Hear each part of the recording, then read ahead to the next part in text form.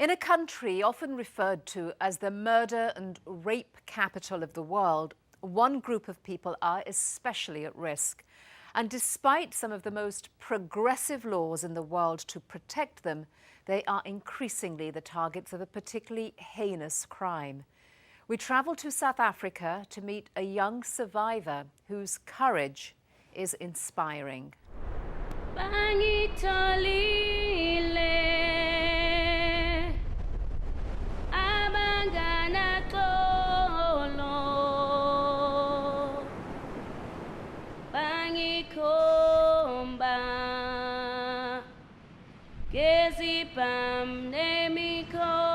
It's like you crying out for help, but nobody comes to your rescue. Nobody's able to hear your cries.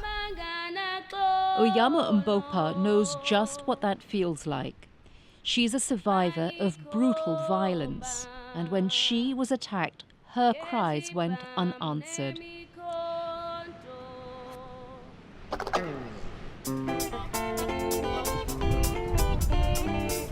Oyama lives just outside Cape Town, South Africa's golden city and main tourist destination. Visitors from all over the globe flood here. But where Oyama lives, in one of the sprawling townships just a few kilometers from the city centre, it's another world.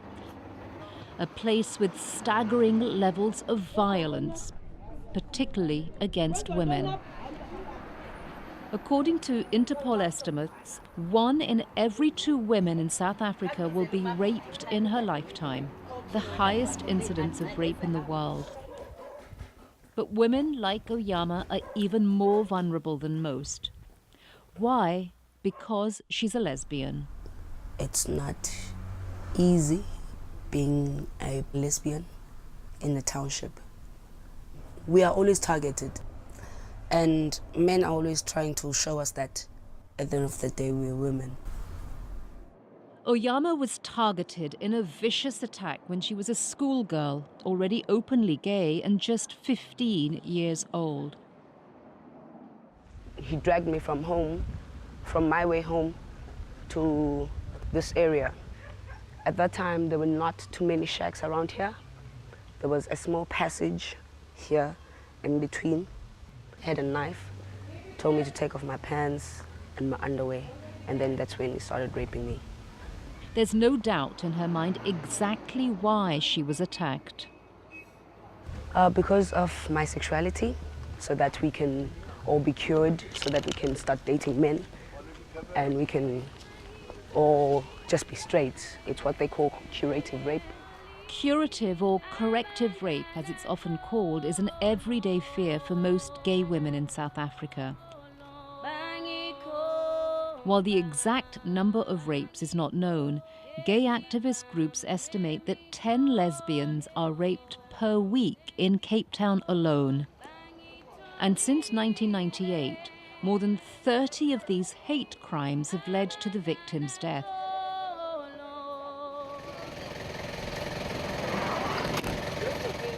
And death was something Oyama's friend, who calls herself Mama Kose, to protect her real identity, wished for after she was violently raped at gunpoint 4 years ago.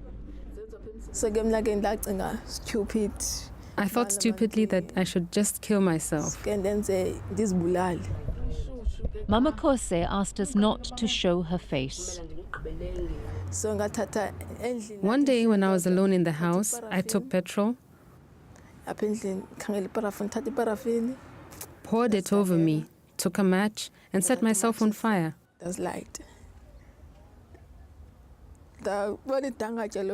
When I saw the flames on me, I started screaming for help, but I was burning by then. Mama Kose believes she too was targeted because of her sexuality. When she turned down a man's propositions on her way to a local store, he became violent. So, no man, I'm not interested with the guys, I'm dating girls. Said, you are a lesbian? Yes, I'm a lesbian. He then dragged her to some toilets in a passage behind some houses. He had a gun pointed at her head. They told me that I'm gonna show He said he was going to show me that I have a vagina, not a penis. So That he was going to give me the penis I don't want.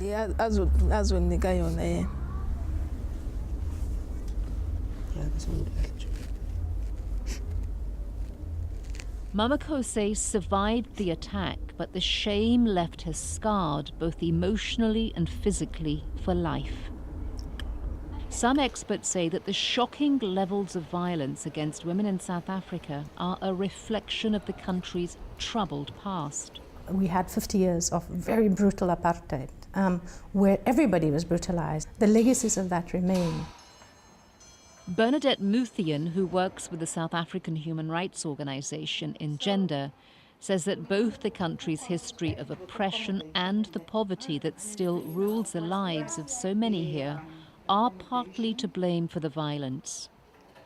When you strip a person of human dignity, you strip them of their humanity. They can't see other people as human beings. And this in part explains the levels of violence and the types of violence we see. And Muthian believes that lesbians face an even greater threat. While South Africa has some of the most progressive legal policies towards homosexuals in Africa, it's the only country in the continent to sanction gay marriage. Muthian says, paradoxically, the very laws designed to protect gay rights and allow women to be open about their sexuality may actually exacerbate their peril. I think with the sort of legal protections would irritate some traditional men, and that they would feel more compelled to be violent towards lesbian and bisexual women. Discriminatory attitudes are deeply entrenched here, she says, sometimes even within their own families.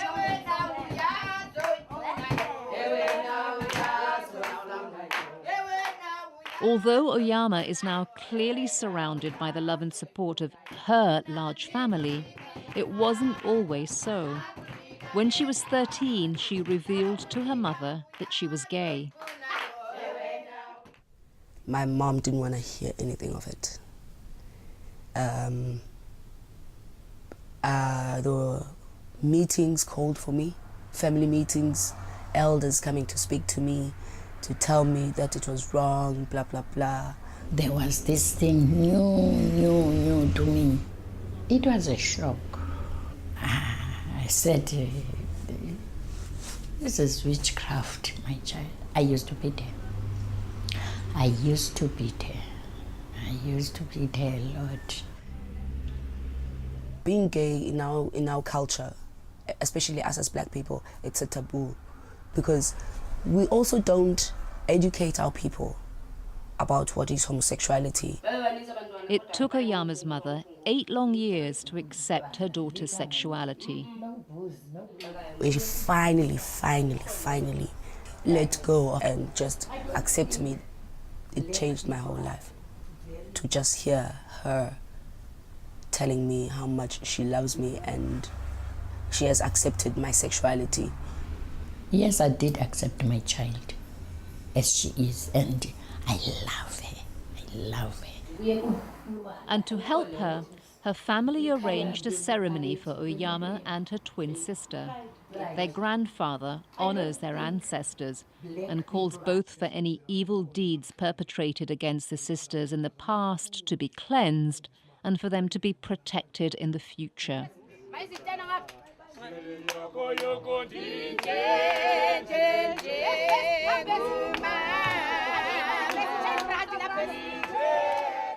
But to protect the rights of all gay people here in the future, the laws concerning homosexual rights must be implemented, says Edwin Cameron, Justice of the South African Constitutional Court.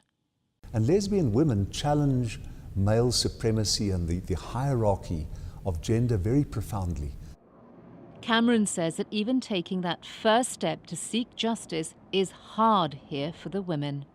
There's a lot of work to be done in making it easier for lesbians to report rape.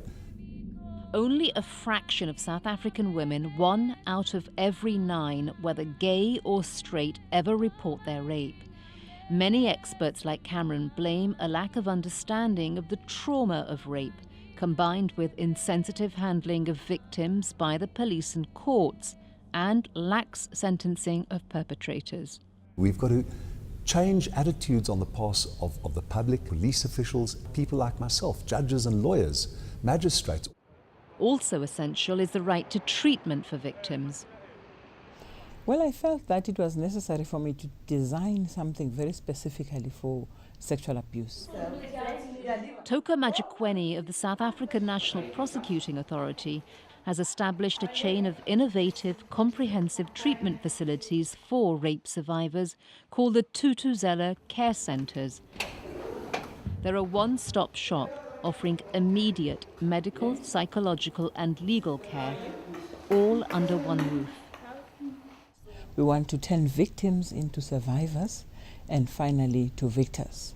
Hailed by UN Women, the women's branch of the United Nations, as one of the best examples globally of services for rape survivors, there are now some 50 centres in operation in the country. But Majikweni believes for women to really become victors, there must be an end to rape cases that drag on for years and prolong the suffering of survivors. I designed the timelines to say that we have to start a case upon reporting. 9 months later, that victim must have her verdict. Now she says prosecutors provided by the centres are getting higher conviction rates faster. Nobody should be violated in that way. Nomkibo Manzini, chief of the South African UN Women Office, which works with the government to combat rape, agrees a fast and sensitive response for victims is essential. The South African government, I think, has done well in terms of the legislation. They need also to ensure that when gays and lesbians experience rape and murder, they can follow up as quickly as possible before the evidence disappears. Oyama saw her own attacker caught and sentenced to 5 years in prison, but she still struggles with a society she feels doesn't accept her sexuality. To help her heal and to protect others, she now runs a workshop for young gay women to discuss how to confront the discrimination they all share. Without anyone pointing fingers. That's a very valid point. Tina, us as humans, I'm not going to say gay people only, us as humans, we do not want to be discriminated against. This is who we are. We're not trying to say we are men. We're taking over the men. We're just saying this is who we are. Accept us as the women that we are. But Oyama believes that real acceptance can't happen until male attitudes towards women and especially towards lesbians also change. It's a sentiment shared wholeheartedly by this man. We think it's important that men join the movement and stand up against gender-based violence. Dumisani Ribombo works for an organization called Sonki Gender Justice, which runs a bold program with men and boys in South Africa's townships. The goal is to change the attitude that violence against women is acceptable and to teach them that each man can make a difference. We want men to realize that it is so inhuman not to respect someone. It is worse to even instill violence acts because you disagree with a person's ideals or opinions. And Dumisani is speaking from the heart. At age 15, ill-equipped, he says, to resist peer pressure, he reluctantly took part in a gang rape for which he received an overwhelming reception from his classmates. We were given a standing ovation for that act, as if we have done something so great. But I was eaten from that moment on by guilt. Driven by his desire to right his wrong, he now dedicates his life to preventing men and boys from committing the same crime he did. We cannot say we are free when our women, be it straight or lesbian, they walk in fear in every day of their lives.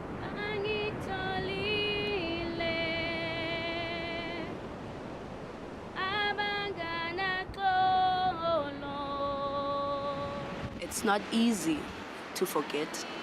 I forgive because I do not want to imprison myself. And there are times when I feel like I'm being imprisoned in my own body. It's like I wanted to break free from all the negativity.